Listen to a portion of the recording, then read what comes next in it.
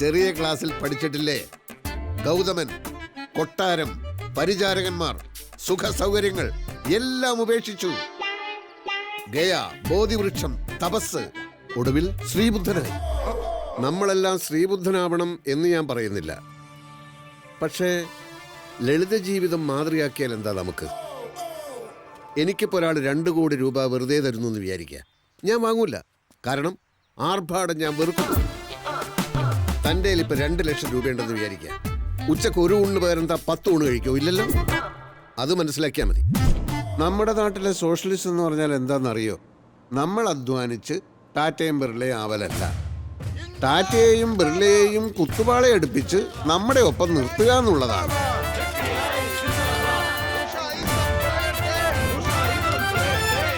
ആ ലക്ഷ്യം വെച്ചുകൊണ്ടാണ് ഞാൻ വിപ്ലവ പാർട്ടി ചേർന്നത്. പക്ഷേ പിൽക്കാലത്ത് പാർട്ടി നേതാക്കന്മാരൊക്കെ വൻ പണക്കാരായപ്പോൾ അവരോടുള്ള അസൂയമൊത്ത് ഞാൻ പാർട്ടി വിട്ടു.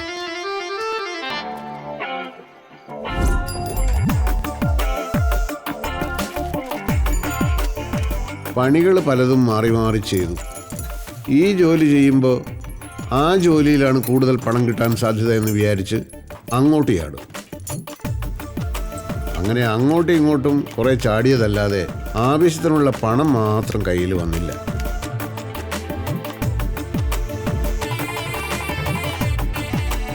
പണമില്ലാത്തവന് പറഞ്ഞിട്ടുള്ളതല്ല കുടുംബജീവിതം എന്ന് മനസ്സിലാക്കാതെ പെണ്ണും കെട്ടി, കുട്ടികളുമായി.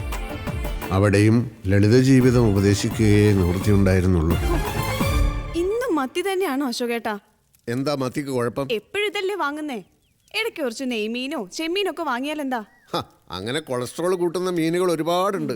വൻ വില കൊടുത്ത് രോഗങ്ങൾ ക്ഷണിച്ചു വരുത്തണോ? മത്തിയിലാവുമ്പോൾ ഒമേഗ 3 ഫാറ്റി ആസിഡ് ഉണ്ട്, അത് കൊളസ്ട്രോൾ കുറയ്ക്കും. ഞാനും മക്കളും കൊളസ്ട്രോൾ കുറഞ്ഞിട്ടാവും മരിക്കുക. ലളിത ജീവിതത്തിന്റെ പ്രാധാന്യം നിനക്ക് ഇനിയും മനസ്സിലായിട്ടില്ല. അറിയാലോ, ഗാന്ധിജി വെറും ഒരു തോർത്തുമുണ്ട് കൊടുത്തിട്ടാണ് ലണ്ടനിൽ വട്ടമേശ സമ്മേളനത്തിന് പോയത്. ഞാനൊരു തോർത്തുമുണ്ട് എടുത്തു തരാം. അശോകേട്ടനും വട്ടമേശ സമ്മേളനത്തിൽ പോയിട്ട് വാ.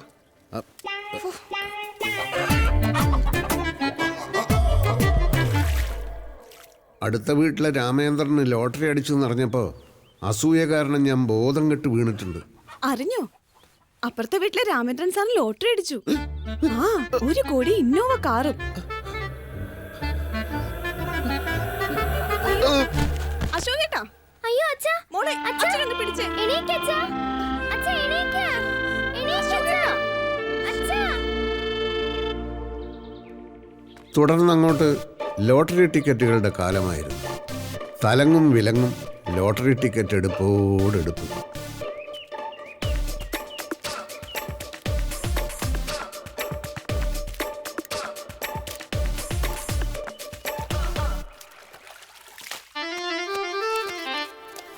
വീട് ഏകദേശം പട്ടിണി പരുവത്തിലായി. ദിവസേന 100-500 രൂപയ്ക്കുള്ള ടിക്കറ്റ് എടുത്താലും തലവരയില്ലാത്തവന് ലോട്ടറി അടിക്കില്ല എന്നുള്ള സത്യം അങ്ങനെ ഞാൻ മനസ്സിലാക്കി.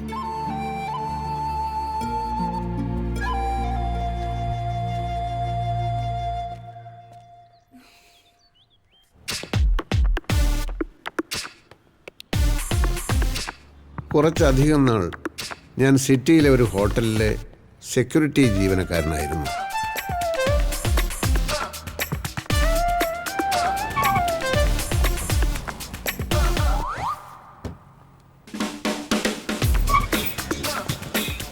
വിധി എന്നല്ലാതെ എന്ത് പറയാം.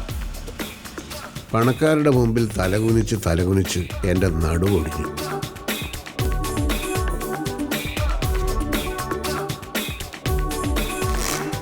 പക്ഷേ ഇടവേളകളിൽ കിട്ടിയ ചില വിനോദങ്ങളാണ് എന്നെ അവിടെ പിടിച്ചു നിർത്തിയത്.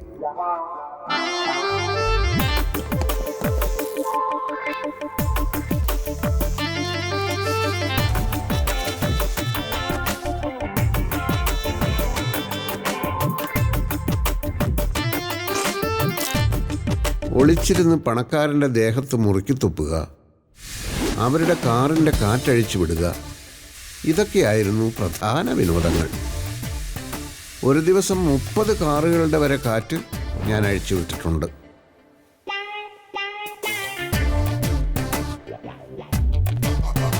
ഇഷ്ടാനുസരണം പരസ്ത്രീകളെ പ്രാപിക്കാൻ കഴിയാത്തവരാണല്ലോ നമ്മുടെ നാട്ടിൽ സദാചാര പോലീസുകാരായി മാറുന്നത്. ഞാൻ അങ്ങനെയും ഒരാളായിരുന്നു. അതല്ല ഇൻസ്പെക്ടർ സാർ, അവർ രണ്ടുപേരും വന്നത് 2 കാറുകളിൽ. ആ സ്ത്രീ ഇറങ്ങി അവന്റെ കാറ് കയറി. ഞങ്ങൾ കണ്ടോണ്ടിരിക്കുകയല്ലേ സാർ. കെട്ടിപ്പിടിക്കലും തലോടലും കേരളത്തിനൊരു സംസ്കാരമല്ലേ സാർ? പബ്ലിക് ന്യൂസൻസ് അല്ലേ സാർ ഇത്? ഇനി ഒട്ടും വൈകിക്കൂടാ. പെട്ടെന്ന് പോലീസിനെ അയക്കൂ സാർ. പോലീസിന് മാത്രമല്ല, നമുക്കുണ്ട് ചില ഉത്തരവാദിത്തങ്ങൾ. സ്വാതി, കൺട്രോൾ. നമുക്ക് എന്ത് ചെയ്യാൻ പറ്റും? ഒക്കെ ഫേസ് ചെയ്യാനുള്ള മെന്റൽ സ്ട്രെങ്ത് ആണ് ഇപ്പൊ ആവശ്യം. എനിക്ക് പറ്റുന്നില്ലടാ, പാവം എൻ്റെ അമ്മ. ഇത് പിടിച്ച് പുറത്തേക്ക് ഇറങ്ങടാ. ഇങ്ങോട്ട് ഇറങ്ങി വാടാ സാമൂഹ്യ വിരുദ്ധ. എന്ത് മനസ്സിലായില്ല? പൊതുസ്ഥലത്ത് വെച്ചാണോടാ നിന്റെ കഴിഞ്ഞാട്ടം? Don't talk rubbish, okay? സദാചാരം ലംഘിച്ചിട്ട് ഇംഗ്ലീഷ് പറയുന്നോടാ പട്ടി. അയ്യോ Roja,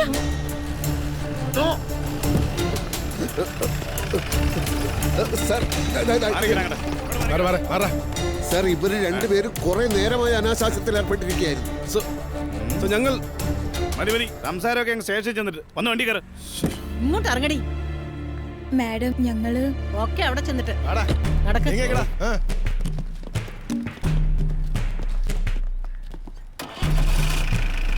കേറടി.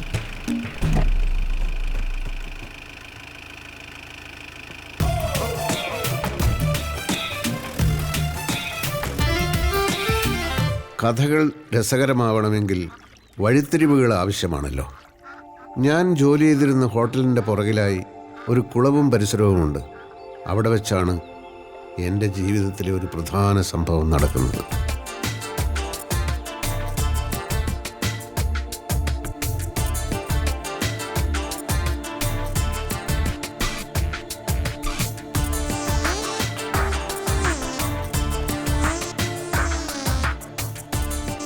Good morning sir, I'm Prem. Hamnet ബിൽഡേഴ്സിൻ്റെ ചീഫ് എക്സിക്യൂട്ടീവാണ്. ദിസ് ഇസ് അഡ്വക്കേറ്റ് ചന്ദ്രകാന്ത്, ഞങ്ങളുടെ legal adviser. Hi. And she's Mythili, എൻ്റെ സെക്രട്ടറി. സാറിനെ കണ്ടുപിടിക്കാൻ ഞങ്ങൾ ഒരുപാട് ബുദ്ധിമുട്ടി. തറവാടിൻ്റെ വിലാസമാണ് ആകെ ഉണ്ടായിരുന്നത്. അവിടെ നിന്നൊക്കെ താമസം മാറിയിട്ട് വർഷങ്ങൾ കഴിഞ്ഞു എന്ന് അറിഞ്ഞു. എന്നെ കൊണ്ട് നിങ്ങൾക്ക് എന്താ ആവശ്യം? അത് മിസ്റ്റർ അശോകന് ഒരു സിസ്റ്റർ ഉണ്ടായിരുന്നില്ലേ, ഇന്ദിര? ഓവ്, അവര് ചെന്നൈയിലായിരുന്നു. ആ 2 മാസം മുമ്പ് മരിച്ചു. അതെ, മരിക്കുന്നതിന് മുമ്പ് അവരുമായിട്ട് ഞങ്ങളുടെ കമ്പനി ഒരു ഡീൽ ഉറപ്പിച്ചിരുന്നു.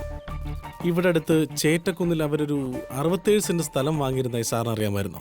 എനിക്കൊന്നും അറിയില്ല. കുറെ വർഷങ്ങളായി ഞങ്ങൾ തമ്മിൽ ഒരു കോണ്ടാക്ട് ഉണ്ടായിരുന്നില്ലല്ലോ. എന്നാ അങ്ങനെ ഒരു സ്ഥലമുണ്ട്, അത് ഞങ്ങളുടെ കമ്പനി വാങ്ങിച്ചു. അതിന് തൊട്ട് കിടക്കുന്ന 2 ഏക്കർ സ്ഥലത്ത് ഞങ്ങളുടെ ഒരു ഓൺഗോയിങ് വില്ല പ്രൊജക്ട് ഉണ്ട്. അതെ, ഇതുകൂടെ ആകുമ്പോൾ റോഡ് ആക്സസ് എളുപ്പമാവും. അതുകൊണ്ടാണ് ഈ സ്ഥലം വാങ്ങിച്ചത്. നിങ്ങൾ എന്നെ കാണാൻ വന്ന കാര്യം പറയൂ. മിസ്റ്റർ അശോകൻ, ഓരോരുത്തരുടെയും ജീവിതത്തിൽ ഈ ഭാഗ്യം എന്ന് പറയുന്നത് എങ്ങനെയാ കടന്നു വരുന്നത് ആർക്കും പറയാൻ പറ്റത്തില്ല. അത് തന്നെയാ നിങ്ങളുടെ ജീവിതത്തിൽ സംഭവിച്ചത്. 100 കണക്കിന് ലോട്ടറി ടിക്കറ്റ് എടുത്ത് കുടുംബത്തെ പട്ടിണി കിട്ടവനാ ഞാൻ. അതുകൊണ്ട് എന്നോട് ഭാഗ്യത്തെ പറ്റി കൂടുതലൊന്നും പറയണ്ട. അല്ല, ഞങ്ങൾ പറയട്ടെ സാർ. ഈ സ്ഥലം വെച്ച് 2 കോടി രൂപയോളം ഇന്ദിരാമ്മയുടെ ലോൺ എടുത്തിരുന്നു. എന്തോ ബിസിനസ്സിനോ മറ്റോ. സ്ഥലത്തിന് മൊത്തം വില നിശ്ചയിച്ച് 2.5 കോടി. അതിൽ 2 കോടി കടം തീർക്കാൻ ആദ്യമേ കൊടുത്തു. ലോൺ ക്ലോസ് ചെയ്ത ഒറിജിനൽ ഡോക്യുമെന്റ്സ് മുഴുവൻ ഞങ്ങളെ ഏൽപ്പിച്ചു. അപ്പോഴേക്കായിരുന്നല്ലോ അപ്രതീക്ഷിതമായിട്ട് അവരുടെ മരണം. കഴിഞ്ഞ കുറെ ആഴ്ചകളായി ഞങ്ങൾ ശരിക്കും വിഷമിച്ചു പോയി. സെയിൽ ഡീൽ ഡോക്യുമെന്റ്സ് ഒക്കെ സൈൻ ചെയ്തിരുന്നെങ്കിലും രജിസ്ട്രേഷൻ കഴിഞ്ഞില്ലല്ലോ. അവർക്ക് മക്കളില്ല, ഭർത്താവ് നേരത്തെ മരിച്ചു. നിയമപ്രകാരം ഇപ്പൊ ആ സ്ഥലത്തിന്റെ ജീവിച്ചിരിക്കുന്ന ഒരേ ഒരു അവകാശി മിസ്റ്റർ അശോകന. ഞങ്ങൾ തരാനുള്ള 50 ലക്ഷം സ്വീകരിക്കുക. എന്നിട്ട് ആ സ്ഥലം എത്രയും പെട്ടെന്ന് ഞങ്ങൾക്ക് രജിസ്റ്റർ ചെയ്ത് തരും. അതെ, ഓഫീസ് അഡ്രസ് ഇതിലുണ്ട്. എപ്പോഴാണ് സൗകര്യം എന്ന് വെച്ച് കഴിഞ്ഞാൽ ഓഫീസിലേക്ക് വരിക. വിശദമായി അവിടെ വെച്ച് സംസാരിക്കാം. ശരിയെന്നാ.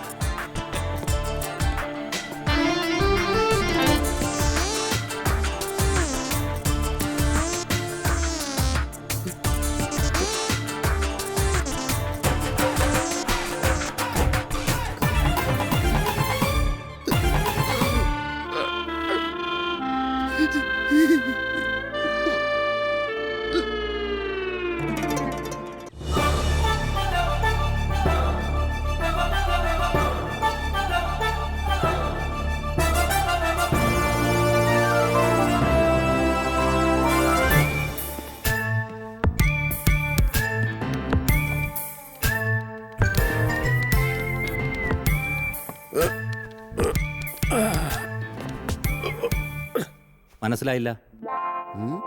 ഇത്രയും വർഷക്കാലം ഈ ഹോട്ടലിൽ നിങ്ങൾ മാനേജറായിട്ടും ഞാൻ സെക്യൂരിറ്റിക്കാരനായും ജോലി ചെയ്തിട്ട് എന്നെ മനസ്സിലായില്ലെന്നോ? താൻ എന്റെ മുന്നിൽ വന്ന് ഇങ്ങനെ കസേര കയറി ഇരിക്കാറില്ലല്ലോ. കാലം മാറുകയല്ലേ. എഴുതാക്കടോ. ഇവിടെ സെക്യൂരിറ്റിക്കാരനായി തുടരാൻ ആഗ്രഹിക്കുന്ന ഒരാളിനോടാണെങ്കിൽ നിങ്ങൾക്ക് ഇങ്ങനെ ആജ്ഞാപിക്കാം. അങ്ങനെ അല്ലാത്ത പക്ഷം ഇങ്ങനെ സംസാരിച്ചാൽ ഭാവിയിലെ നല്ലൊരു കസ്റ്റമറിനെ ആയിരിക്കും നിങ്ങൾ നഷ്ടപ്പെടുത്തുന്നത്. താൻ എന്തൊക്കെയാണ് ഈ പുലമ്പുന്നത്? ഇവിടുത്തെ 13 സ്യൂട്ട് റൂം ഉണ്ടല്ലോ, തിങ്കളാഴ്ച മുതൽ 10 ദിവസത്തേക്ക് അതെന്റെ പേരിൽ ബുക്ക് ചെയ്തിട്ടേക്ക്. ഫാമിലിയുമായിട്ട് ഞാൻ വരും. ഒരു സെക്യൂരിറ്റി, ഒരു റൂം ബോയ്, ഫുൾ ടൈം മുറിയുടെ വാതിൽക്കൽ കാണണം. ഞങ്ങളുടെ ഏതാവശ്യത്തിനും ഓടിയെത്താൻ. അതിന്റെ പൈസ ഞാൻ വേറെ തരും. Good bye.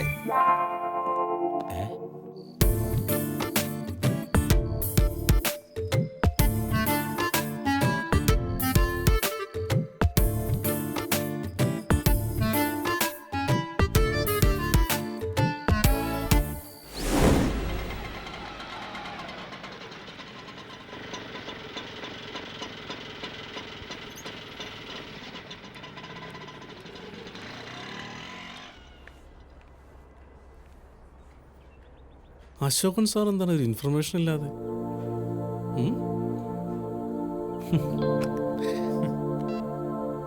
മൈഥിലി.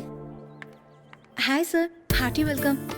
വരൂ സർ, പ്രേം ക്യാബിനിലുണ്ട്. വിളിച്ചിരുന്നെങ്കിൽ വണ്ടി അയക്കുമായിരുന്നല്ലോ. അക്കാര്യം ഞാൻ ആലോചിച്ചില്ല. സർ എവിടെയാ താമസം? തോട്ടക്കാട്. ഓ വരൂ സർ.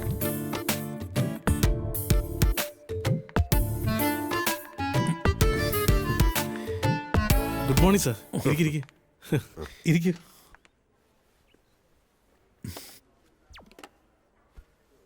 നമുക്ക് രജിസ്ട്രേഷൻ ഇന്ന് വെച്ചാലോ? ചെയർമാൻ US-ലാണ്. 10 ദിവസം കഴിഞ്ഞേ വരൂ. വന്നാലുടൻ. 10 ദിവസമോ? അതെങ്ങനെ ശരിയാവും?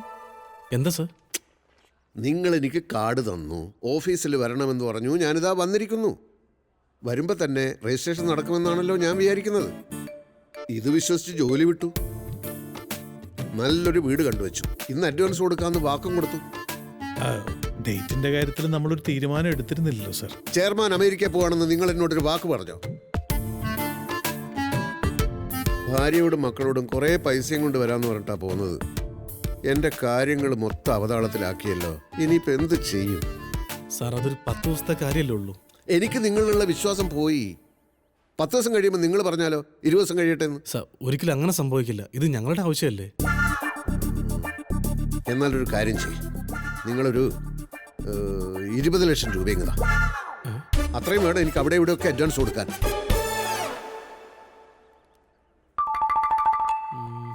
അത്രയും ഇപ്പം തരാൻ പ്രയാസമാണ് സാർ. എത്ര തരാൻ പറ്റും? മാക്സിമം ഒരു 2 lakhs ഒക്കെ അഡ്ജസ്റ്റ് ചെയ്യാൻ പറ്റിയേക്കും സാർ. അപ്പം അഡ്വാൻസ് കൊടുക്കാൻ പറ്റില്ല. എന്തായാലും അത് തരൂ, മറ്റാവശ്യങ്ങളൊക്കെ ഉണ്ടല്ലോ. വീടിന് അഡ്വാൻസ് കൊടുക്കാൻ പറ്റാത്ത സ്ഥിതിക്ക് ഞാനൊരു കാര്യം ചോദിക്കട്ടെ. നിങ്ങളുടെ കയ്യിൽ ഒരുപാട് വില്ലകളൊക്കെ ഉള്ളതല്ലേ? തൽക്കാലം അതിലൊരെണ്ണത്തിൽ ഞാനങ്ങ് താമസിക്കാം. അതൊക്കെ ബുദ്ധിമുട്ടാണ് സാർ. എന്താ നിങ്ങളുടെ കയ്യിൽ പണി കഴിഞ്ഞ വില്ലകളൊന്നും സ്റ്റോക്കില്ലേ? അതുകൊണ്ടല്ല, അത് മിസ്റ്റർ അശോകൻ, ഒരു കാര്യം നിങ്ങൾ മനസ്സിലാക്കണം. ഈ സ്ഥലത്തിന് മേൽ നിങ്ങൾക്ക് അവകാശമുണ്ടെന്ന് ഞങ്ങൾ പറഞ്ഞിട്ടാണ് നിങ്ങൾ അറിയുന്നത്. അത് കമ്പനിയുടെ സത്യസന്ധത. നിങ്ങൾ ഇത് അറിയിച്ചില്ല എന്ന് വെച്ചു. ഒരു ഈച്ച പോലും അറിയാതെ കമ്പനിക്ക് ഈ സ്ഥലം പൊസസ് ചെയ്യാമായിരുന്നു. ഉടമസ്ഥൻ സൈൻ ചെയ്ത സെയിൽ അഗ്രിമെന്റിന്റെ കോപ്പി ഞങ്ങളുടെ കയ്യിലുള്ളപ്പോൾ ഒരു കാലത്ത് ഒരു പ്രശ്നം ഉണ്ടാകാനില്ല. നിങ്ങൾ ഈ സെയിൽ അഗ്രിമെന്റ് എന്ന് പറയുന്നുണ്ടല്ലോ, അങ്ങനെ ഒരു സാധനം യഥാർത്ഥത്തിലുണ്ടോ? അതൊന്നും സാർ അങ്ങനെ പറഞ്ഞത് അല്ല, ഞാനിതുവരെ കണ്ടിട്ടില്ല. Maithili, get me the dogs. Sir, ഇതാണ് ഇന്ദിര മാഡം സൈൻ ചെയ്ത വിൽപ്പന കരാർ. ഓ, 2 കോടി കൊടുത്തു എന്നുള്ളതിന്റെ ഏക തെളിവല്ലേ ഇത്? അതെ.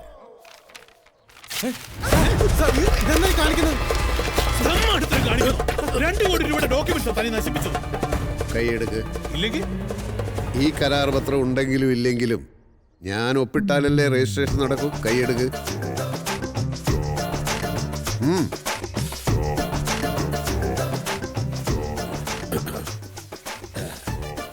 ഇത് കീറിക്കളഞ്ഞത് എന്തിനാണെന്ന് ഇനി പറയാം. ഇത്രയും പ്രോജക്റ്റുകൾ ചെയ്യുന്ന ഒരു കമ്പനി എനിക്ക് താമസിക്കാൻ ഒരു വില്ല ശരിയാക്കി തരില്ലെന്ന് പറഞ്ഞാൽ അതൊക്കെ എത്ര പെട്ടെന്ന് നടക്കുന്നോ അതനുസരിച്ചായിരിക്കും തുടർന്നുള്ള എൻ്റെ സഹകരണം.